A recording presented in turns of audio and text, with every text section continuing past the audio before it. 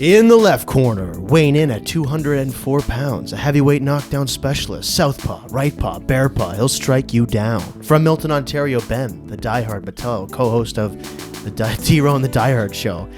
In the right corner, he's a four-time MLS Cup champion, MVP of the league, cutting in from the left, slashing you with the right, Scarborough's very own Dwayne, DeRo di Rosario. Welcome back, folks. DeRo, it's been a busy week between the two of us, between all the snow and the horrible weather. How you doing, man? Fantastic, man. Bear paw, huh? Never. Southpaw, right paw, bear paw. Bear paw's like this is like a bear paw. Like oh man, fantastic, buddy. Besides it being super cold up in the T-Dot in Toronto here, man. But can you believe 6 months away? 6 months away. 6 months away. 6 months away. It's gonna be beautiful. It's gonna be from sunny. the World Cup coming to Toronto. From watching one of the teams we're about to talk about play in Toronto, actually. Amazing. Yes. Well, AFCON Cup, yeah, buddy. we got AFCON. AFCON was crazy. It was dramatic. There was missed penalties. There was late calls. I mean, for Christ's sake, a team walked off of the field in the middle or the late stages of the match. This game had everything. Field walks off. Fans try to jump on. Fans try to jump on. Yeah, they were replacing the team. They fought the stewards. There was towel stealing. There was. I mean, the drama quite literally never ended, and it was a fantastic game. Congratulations, Senegal.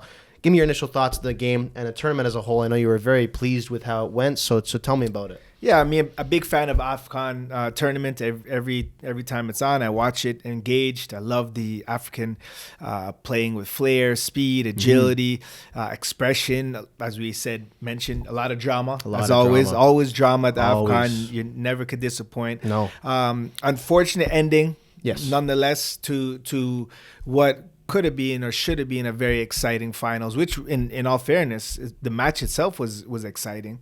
All the matches, semifinals was super exciting, and unfortunate way to end a great tournament. And I know a lot of the attention has been now put on the negative, but I'm really trying my best to stay and highlight the continuous positive that come from AFCON with the great players, the world-class players who constantly show themselves. Mane showing his class, rallying his team around, getting them back on the field. And then what looked to be a missed penalty shot, in my eyes, looked to be a fair play decision. Ooh. That You're of that thinking, eh? Yeah, that was made because they agreed that was a bad call, and both teams accept it. Again, as we know in these situations, tough decisions are made when losses happen. Expectations are very high when the host country like Morocco was intention was to win, but Senegal came as upsetters, and I was so happy because I was rooting for Senegal. I was enjoying my my Trebigen. I was enjoying my jollof rice. I was enjoying all the bisap and all that great stuff. Yeah. Oh man. Yeah. No, I'm very happy for Senegal. I was even dancing my sabar in the place, just. Yeah, man, Sabar. Yes, Senegal. He's a cultured man. He's the honorary Senegalese representative of Toronto, apparently. So, but congratulations to Senegal. Thoroughly deserved. As you said before, I mean, what a great tournament.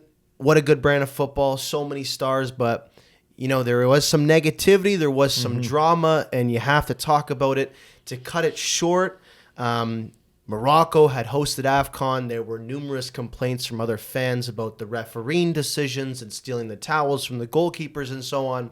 You get to the final, and this stuff is put at a height. More people are watching, right? There's a higher attendance and only fixated on one thing. Senegal score late. The goal is disallowed due to a foul. The whistle's prematurely blown. A few minutes later, Morocco go down, and they were awarded a penalty. It was at that point where the Senegalese players were informed by their coach to get the hell off the field, to go back to the dressing room.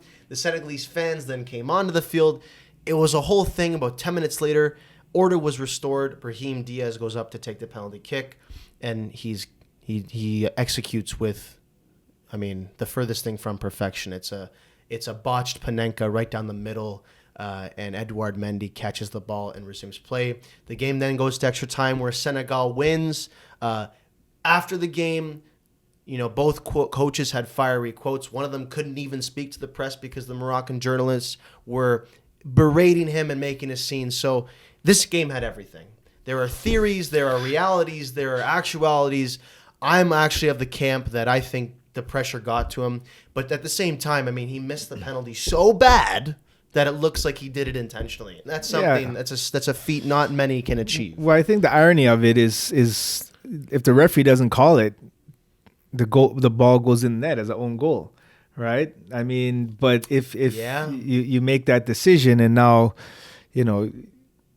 obviously Senegal reacts the way they reacted, which I don't think is the right way to react because it's not fair to the fans, it's not fair to the public, it's not fair to, a lot of investment has gone on to get into that finals, and bad calls do happen. Right. I mean, it's human error. I mean, if referee makes a human error, it's a human error. Whether that's to be debated, I don't have time to debate all that, but it's gonna happen. Bad calls are gonna happen. Home team is gonna get the advantage. It's just the way it is. It always has. Yeah. Regarding with the towels and grabbing the towels, I'm not promoting that at all. I think that's a little bit shameful. Yeah, that's very shameful, and I think the.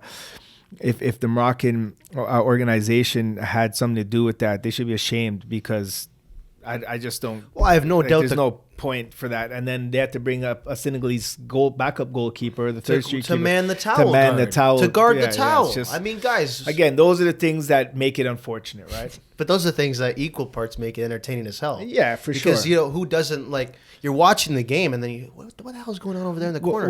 There's a guy running away from 3 Moroccan players with a towel. Yeah. So, my only concern is that this country hosts a World Cup alongside Portugal and Spain in 4 years' time. And, this is something that it cannot happen at the World Cup. It cannot happen. Yeah. There are too many eyes. There are too many sponsors. There are too many fans to stay calm about that. And this kind of stuff cannot happen. Will they rectify the situation in 4 years? Probably. Morocco is a good footballing nation. They're now top 10 at the 8th ranking. They're highest ever. They're going to want to put a little bit more class and money into this because if you look at even the Senegalese side of things, when they arrived to Morocco for the final, they were provided no security, no escort. The players were swarmed in the airport.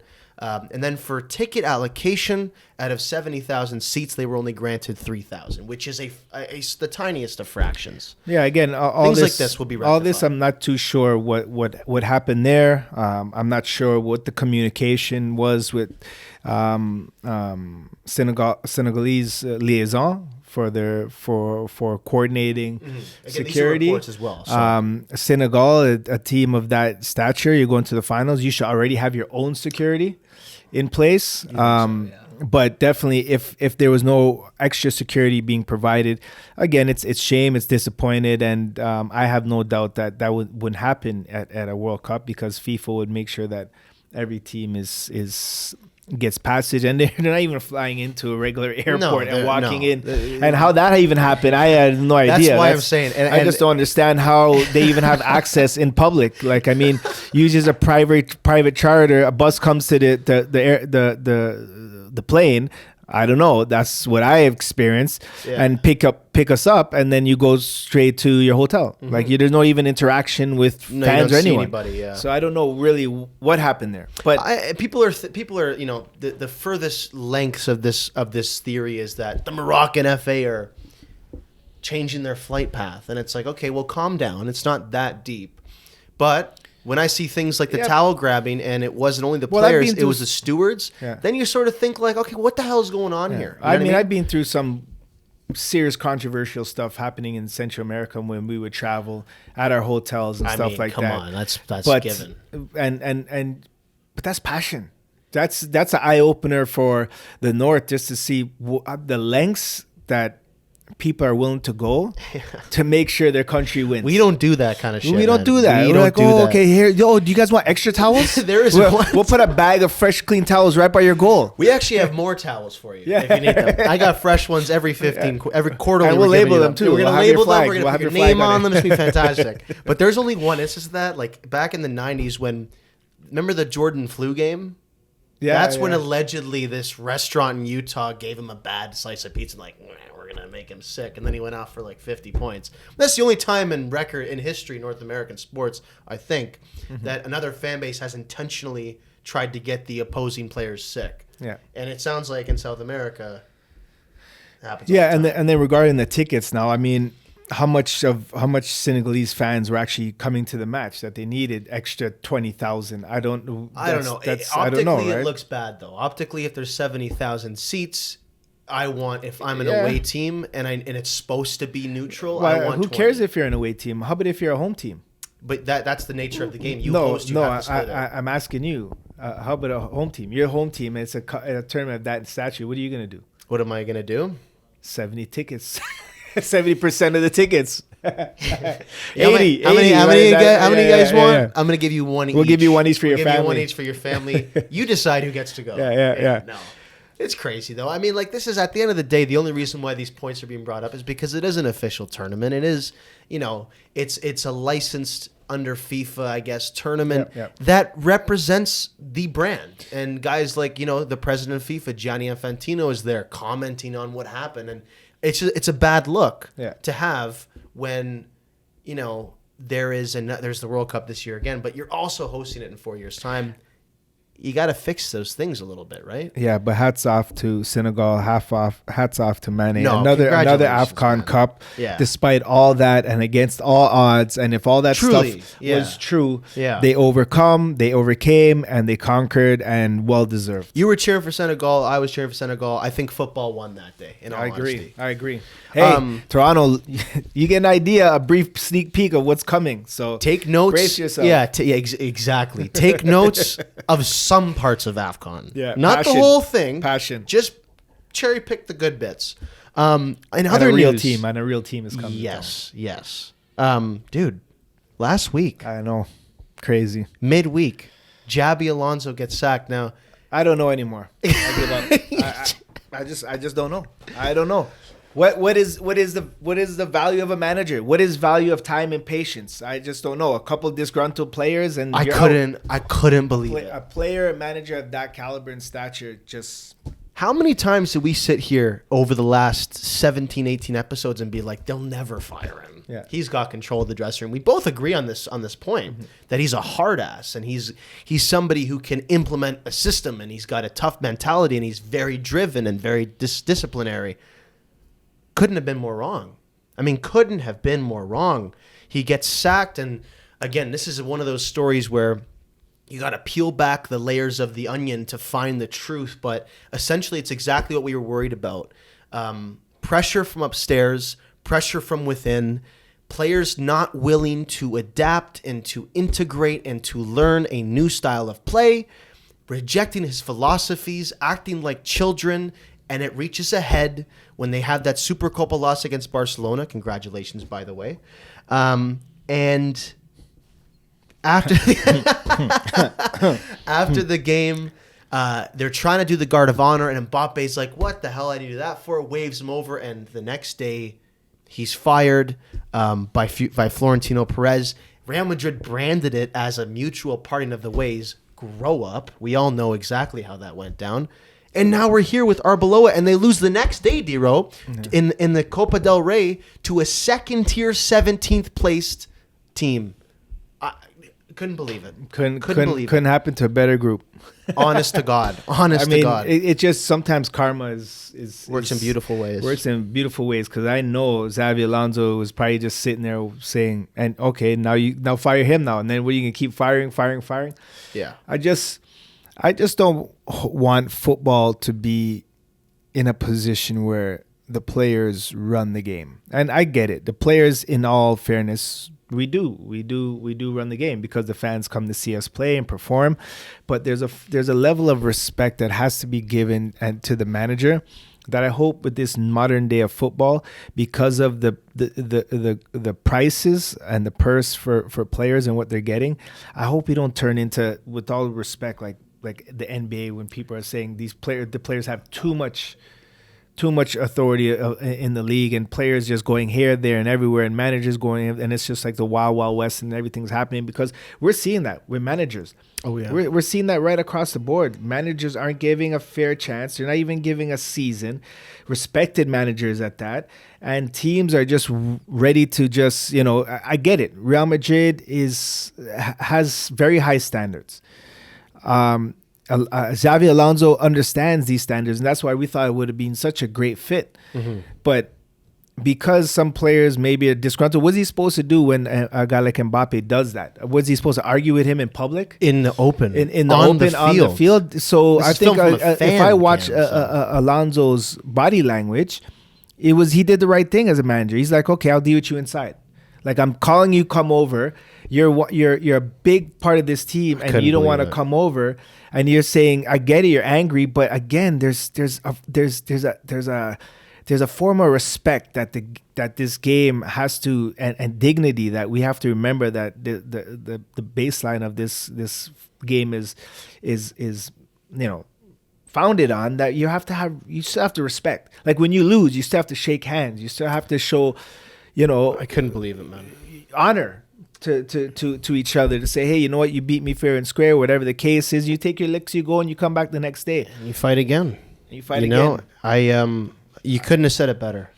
I think it's difficult because there was an era of sports 30, 40 years ago where the players had no power, and it wasn't good either. Mm-mm. Now we're in an era where they have all the power, but they're also heads about it. They're also have the power to get rid of a guy like Xabi Alonso. And there isn't a world that I want to live in where Vinícius Jr. is more valuable than Xabi Alonso. There just isn't. Nobody should have more say than the manager. Nobody should be more important to the team than the manager. We talked about this with Vinícius because he's the main catalyst here. And Bellingham and Mbappe and Valverde are not innocent and exempt of this criticism, but Vinícius led the way. Mm-hmm.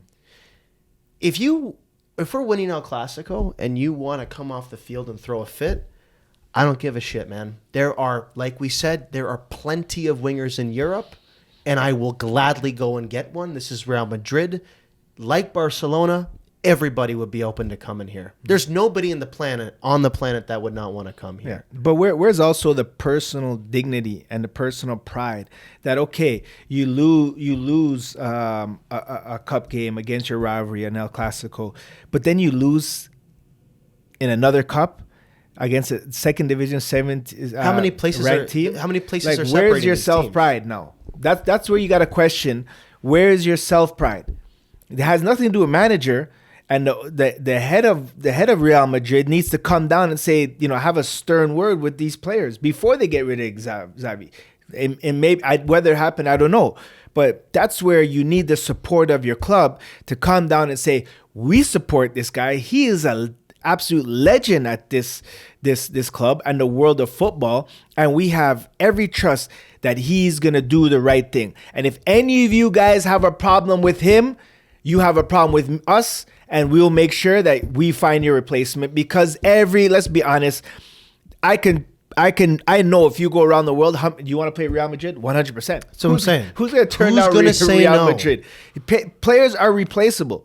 So again, it's unfortunate. I like Xavi Alonso for what he did in Germany. I liked him as a player. He's always been a class player. He's always been a class professional. Yeah. The way he conducted himself in that moment, classy, was classy. Everything about him is class. And for this to happen is disappointing. And now we're looking at, you know, Jurgen Klopp. Oh, Jesus Christ, man! Don't even get me started. To come in and again, not a combative demeanor. For me, very similar like a Xavi, a player's coach.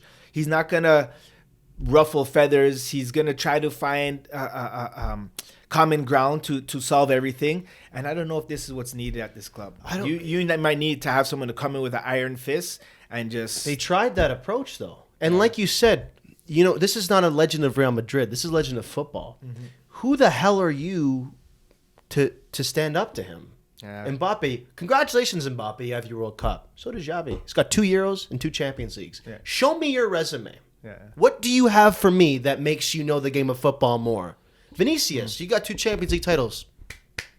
What else? You came second in a Ballon d'Or and you bawled about it for a year. Mm-hmm. I can't, like, I have people telling me, friends who I watch soccer with, and every time, the last few months, they go, you know, man, it's hard to watch Real Madrid. They're a very unlikable team right now. And I go, yeah, I can't see it. I naturally like Real Madrid. I don't think they're lovable, but I don't think they're that, they're not likable. Fast forward to a week ago, you see it. How? And it just shows me that Florentino Perez has lost the plot completely. He's an old man. All right, he's in his early 80s, I think. Mm-hmm. It's time to step down. I don't know if he needs a job like this right now, man. This is high stress. The second you've chosen a player like Vinny over a manager like Xabi, who, by the way, was the hottest commodity on the market in the summer, and they managed to land him because they are Real Madrid. The second you choose Vinny over him, you've lost it for me. And also, I thought they wanted to go. They went from Ancelotti, manager, to a tactician. And then one of the candidates for this job before Jurgen Klopp was Zinedine Zidane. Yeah, going back. So, what do we want here? No, in my eyes, it's the Mad King of the castle and his jesters acting like clowns. And the one guy in there, the one Marcus Aurelius, the one general that held it all together by a thread, is now gone. You've now banished him from Rome. And the outcome is? And the outcome is you lose to a second division team that's like 35 places separated from you. Crazy. And honestly, I've never said this in my life. Never. You're a Barca fan? No, I never say that. Yeah, right, my ass. Hey, Cadlan, we got open bandwagons open for everybody. We're open. Come on. Come on board. But I've never said this in my life. I want to see this team fail. Wow. I want to see this That's team harsh. fail. Not the badge, the team. I don't want to see Vinny win. Mbappe came for the Champions League. Give it another 10 years, and if you get it, whatever, maybe I'll be over by then. There's nothing likable about this team anymore after these actions. They lost to Man City in Champions League too, didn't they? Who, Real Madrid? Yeah. No, they won this week, unfortunately. They cleaned house, but they were playing Monaco or something. Doesn't matter. I just don't want to see them win anything. I'm sick. If they play Barcelona tomorrow, I'm neutral. I won't be cheering for Barcelona. You're neutral. That's a good step in the right direction. It's a step in the right direction. Finally, you're getting the light.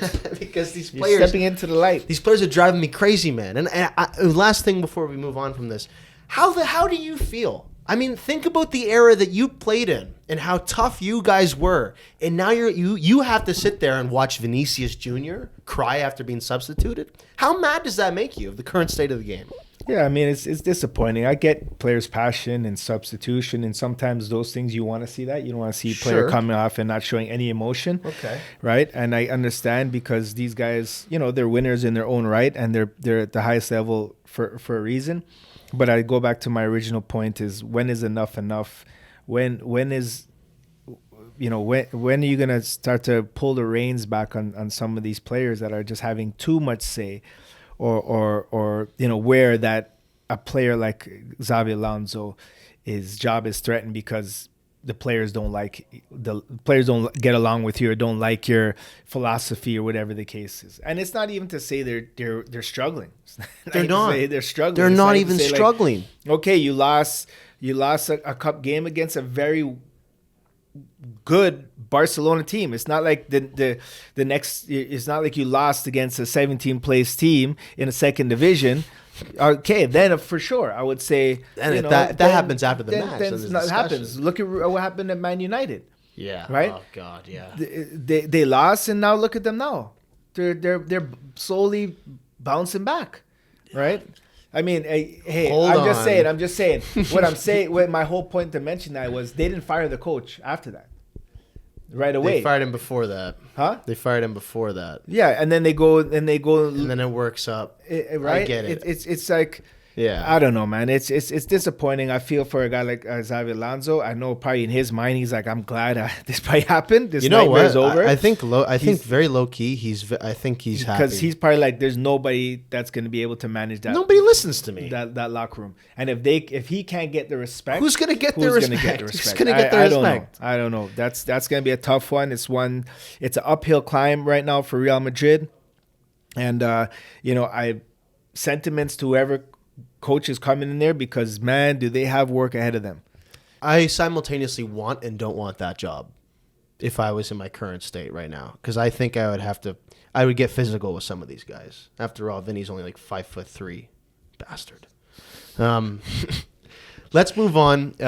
It's been a good week for you as well. And before we go to our offside or on point quickly, I want to touch on the fact that Arsenal are a wagon right now. I'm telling you. Last time we talked about it, they were also a wagon. Now they are a bigger wagon. And I want to ask you, guns blazing, is that, 2 weeks ago I asked you if you had to decide between the two, which one would you choose, Premier League or Champions League? You chose Champions League. This is looking like they could do the double this year.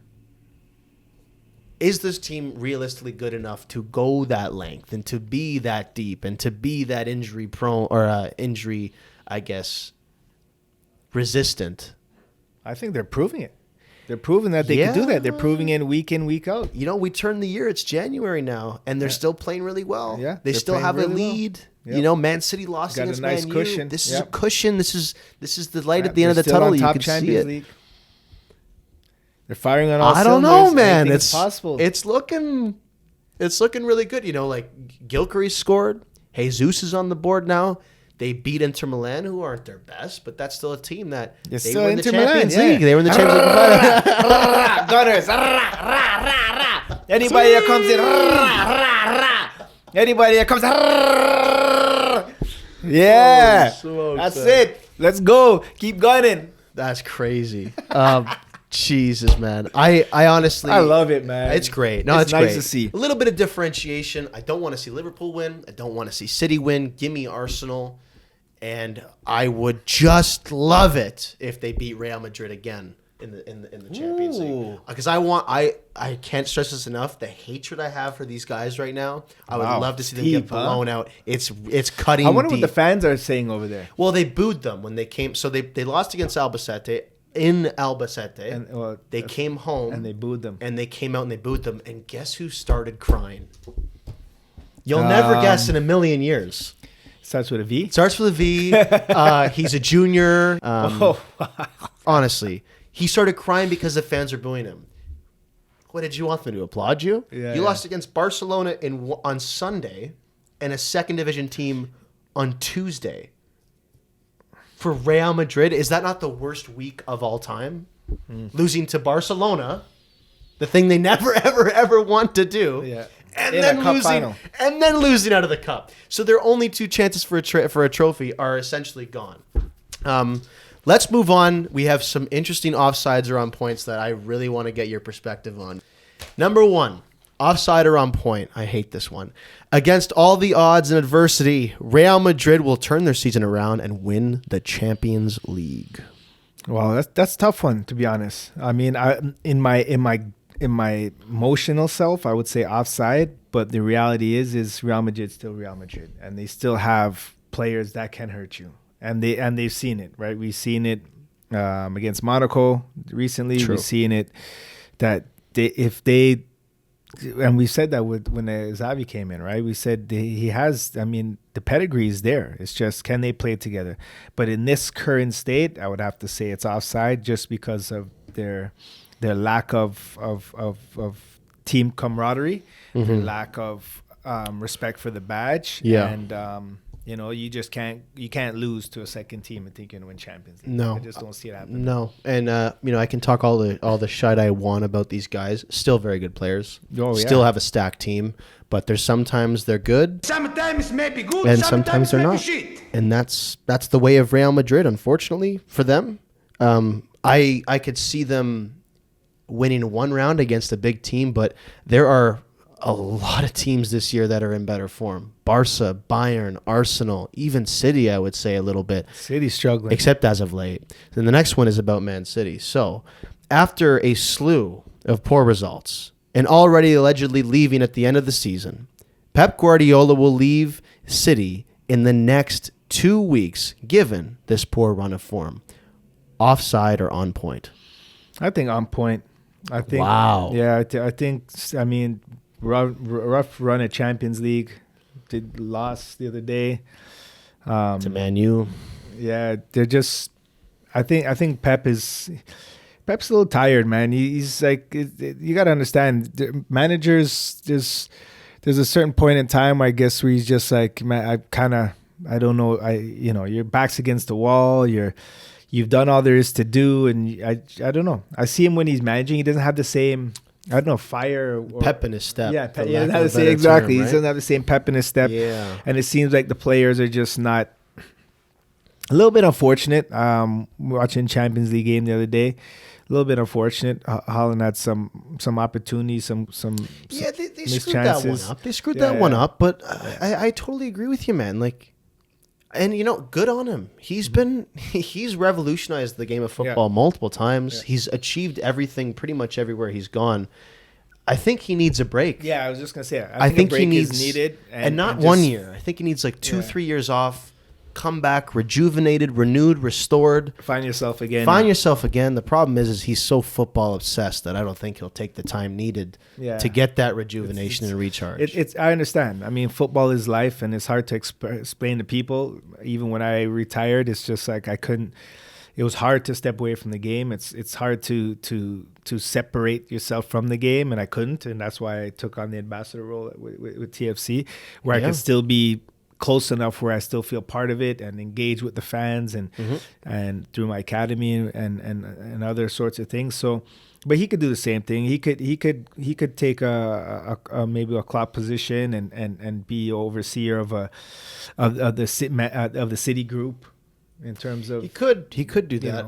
I don't know. Maybe what do you think his next project is? Something like Spain, or is it returning to Barcelona after Flick? Is it? Who's going to say no to have an opportunity to have Pep? Anybody says yes. I think a tough one. I think actually you're in a very tough position here with Barcelona because Hansi Flick is a fantastic manager.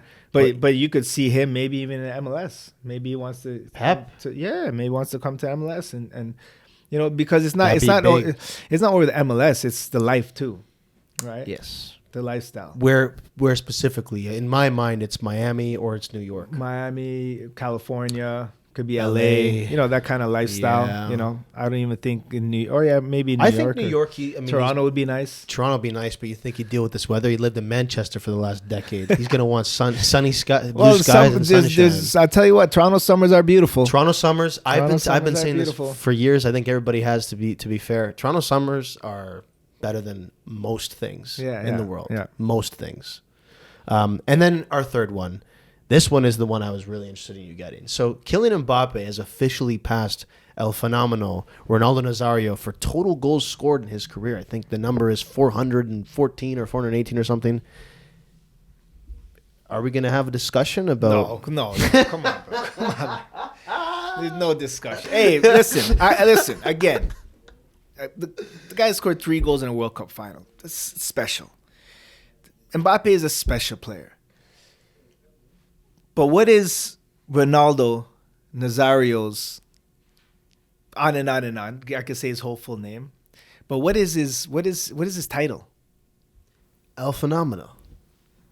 The Phenomenon. The Phenomenon, right? And he's named the Phenomenon for a reason, right? And he's special. He's one of my favorite players of all time. Still one of my favorite players of all time. He brought moments just like Mbappe with this generation, but what he did, oh my gosh, he was just magnificent. Has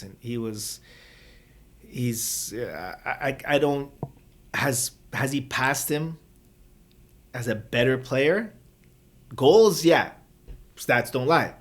But as a better player in terms of a full package, no, man. That's very hard. It's hard to compete with that guy. I don't think people will be talking about Kylian Mbappe the way that Ronaldo Nazario's name is brought up now.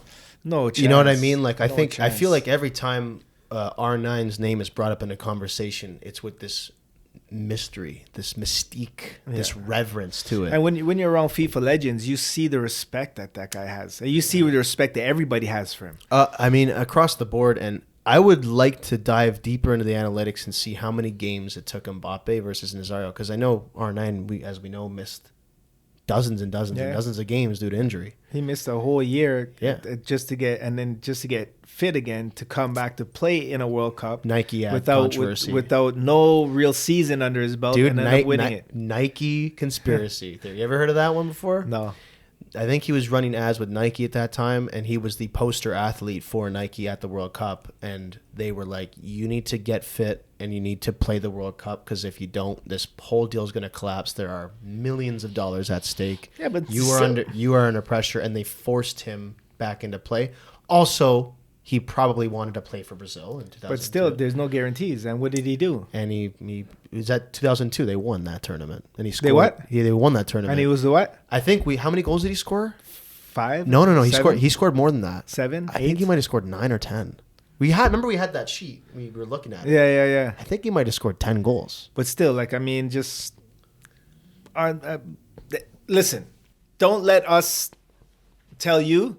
You find out. Go on YouTube, look at Ronaldo's highlights, look at him, look at his flair, look at his speed, look at his presence, and you make the decision. And listen, Mbappe's fantastic. 100%. When I watch Mbappe, I see shades of how Cristiano used to look in Real Madrid. Shades. The way he runs, the way how precisely he finishes, and Mbappe's getting better and better and better. He scored a goal in Monaco, and I was like, oh my God, it's like watching Cristiano a little bit. Yeah. Different. Very similar profile. But the way he hovered the top of the box and then one touch boom into the most precise bottom left corner, it's the kind of shit like that you watch, okay, it looks like him. Listen, to be even put in the same conversation, you're the speed you're great, right? Mbappe's a great for to sure. even belong here. You're great. Fantastic. But just the phenomenon is the phenomenon. One of one, man. One I would say offside. Of one. Offside. Well, yeah. Okay, perfect. Ladies and gentlemen, we are wrapped for today's episode of DeRo and the Diehard. Please, please, please wish us warmer weather, because we desperately need it. We'll be back next Friday, as usual, with the best soccer podcast north of the border. DeRo. See you next time. Always a pleasure. Some great football ahead. 2026, the year of the World Cup. We can't wait. You can't wait. Stay tuned.